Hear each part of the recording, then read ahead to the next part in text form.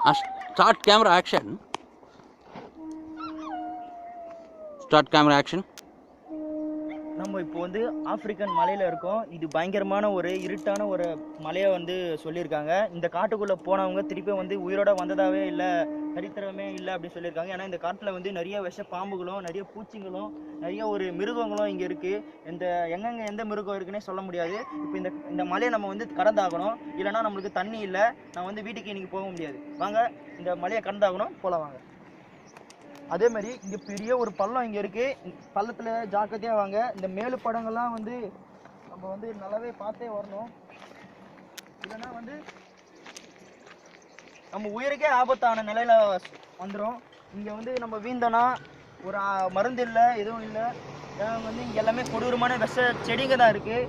மற்றபடி இங்கே வந்து மருத்துவ யூஸ் பண்ணுற மாதிரி ஒரு எந்த ஒரு மெடிசனும் கிடையாது. பாம்புல அனகொண்டா பாம்புல இருக்குங்களா? அனகொண்டா இது வந்து கொடூரமான விஷ செடி. இதை நம்ம சாப்பிட்டோம்னா 10 நொடிகளை நம்ம உயிர் போயிடும். அது மாதிரி ஒரு கொடுமையான ஒரு செடியை சொல்லலாம். வாங்க போலாம்.